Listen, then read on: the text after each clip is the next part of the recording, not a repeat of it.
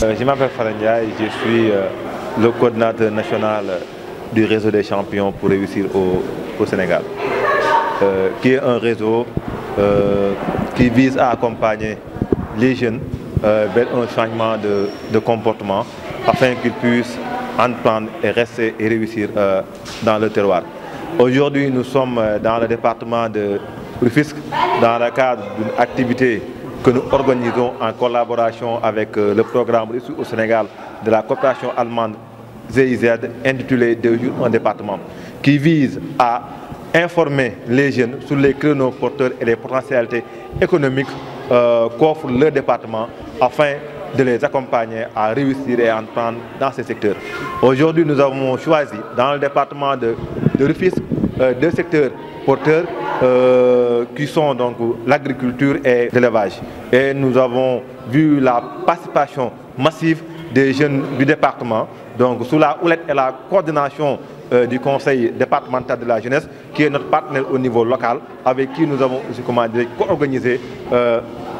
l'événement donc, pour mieux accompagner et servir la jeunesse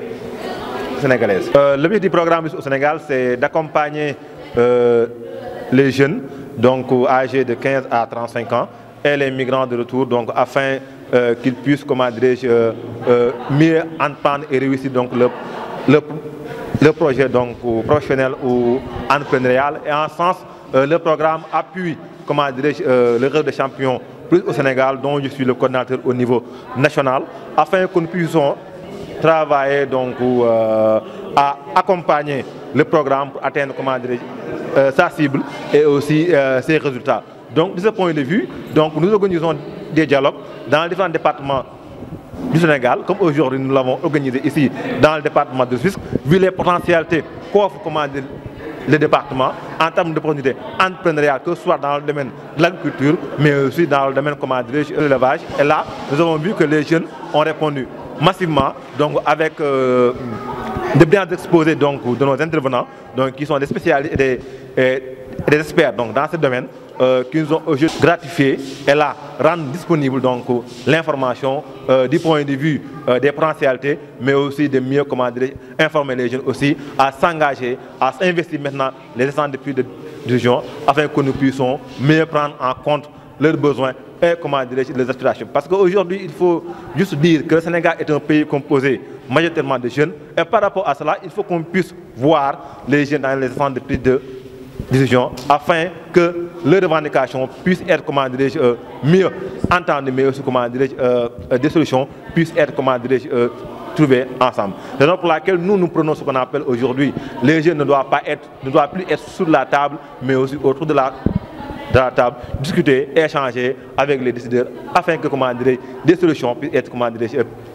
prises de manière efficace, mais aussi de manière collégiale, donc tout en prenant en compte leurs dimensions liées à leur participation dans les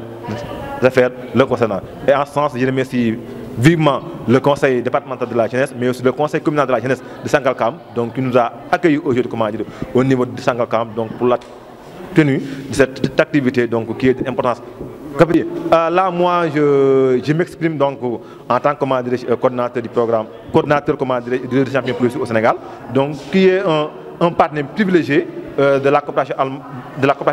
donc dans le cadre du programme Réussir au Sénégal. Et par rapport à cela, donc, comme nous voyons le programme, c'est un programme qui vient en son heure, c'est un programme qui est là pour accompagner les jeunes, c'est un programme qui est là pour les jeunes et qui a 3 champs d'intervention, à savoir l'insertion, l'entrepreneuriat et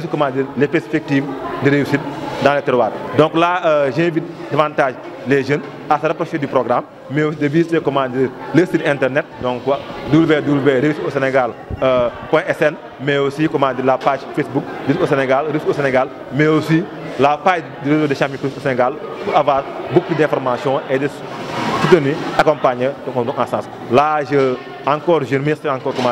la coopération allemande pour cette belle collaboration entre la coopération, mais aussi avec la coopération donc, qui aujourd'hui accompagne le réseau pour pouvoir mettre en œuvre ces différentes activités donc, au niveau du Sénégal et dans le terroir. Je suis Fara Ndiaye, coordinateur national du réseau des champions pour au Sénégal. Je suis un réseau qui ak lu naan le programme Réussite au Sénégal pour gën a mën a accompagner mooy ndaw ñi ba xam ñoom daan gën a mën a xam ñoom meññamteef yi nga xamante ne maintenant ñoom ñu nekk seen ay gox ba ñu mën a lancer woon suñu naan mooy wàllum auto emploi pour am maanaam ëllëg bu jag ëllëg bu ñoŋ ëllëg bu baax fii bi Sénégal te ci kaw loolu le programme di si liggéey ak ñun di si accompagner tey jii ñu ngi fii bi département de Rufisque di am benn activité bi nga xamante ni da nga koy organiser weer gu nekk gannaaw ba nga defee Pikine def ko Guédiawaye def ko Kër Massar tey jii ñu nekk tey si département de Rufisque pour waxtaan ak ndaw ñi ci li nga xamante ni moo dem ci ay meññamteef yi nga xam ne moo am si biir département bi ci loolu ñu ciblé ak ñoom ñaari thématiques yi nga xamante ne maanaam thématiques yu fondamentales yu am solo la yoo xamante ne maanaam yooyu la ñu waxtaanee mu demee si wàllu mooy agriculture ak si wàllu élevage te ñu am si lu xam ne ay experts yi nga xamante ne seen xam màcc na ci wàllu boobu ñoom ñëw wasaare seen xam-xam donc partagé ko donc ak ndaw ñi nga xam ne ñu fi nekkoon ci coordination wu ak ci lëkkaloo bi nga xam ne ñu am nañ ko ak le conseil départemental ak le conseil communal de la jeunesse de Sangalkam donc ñu rafetlu kon activité gi bu baax a baax ak cëlawaay bi nga xam ne am na ko tey donc si ndaw ñi. Alassane Koliba, président du conseil communal de la jeunesse de Sangalkam, vice-président du conseil départemental de la jeunesse de Rufisque. waaw tey dañ fi daje woon ak GIZ coopération allemande conseil communal de la jeunesse bu Sangalkam ñu daal di invité conseil yi nga xamante ne dañ nekk ci département bi pour ñu waxtaan ci ñi nga xamante ne mooy liggéey bi nga xamante ne ndaw ñi war nañ ko am ci wàllu càmm gi ak aussi ci wàllu mbay gi.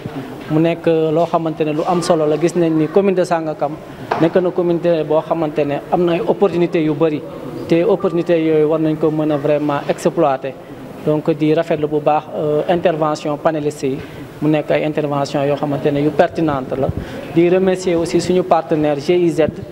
coopération allemande te jàpp naa ni mën nañ compter aujourd'hui sur la jeunesse du département de Rufisque parce que tey ni mu ko waxee ni Sangalkam amee tey ay opportunités noonu la tey Bargny ak Tëngéej ak Diamniadio aussi amee ay opportunités te jeunes yi war nañu gën a xam parce que li ñu gën a seetlu mooy ñeneen ñuy jóge Dakar ñooy ñëw fii di jënd suñuy produit di ko jaayaat te jeunes yi war nañu gën a xam ni tey càmm gi ak mbay bi nekk na ay secteurs yoo xamante ne ku nekk tey boo ci yëngoo di nga dem ba gis ci sa bopp te li am solo mooy que boo nekkee ndaw boo amee sa soxla nga mën ko fajal sa bopp ndaxte ñëpp mënuñu dem ci bureau yi donc loolu daal la ñu amoon li muy wax di wax ni la coopération allemande mën na compter ci conseil communal de la jeunesse de Sangalkam vraiment pour que ñu mën a liggéey mën a jàppale ndaw ñi parce que xam nañu ndaw ñi aussi bëgg nañ liggéey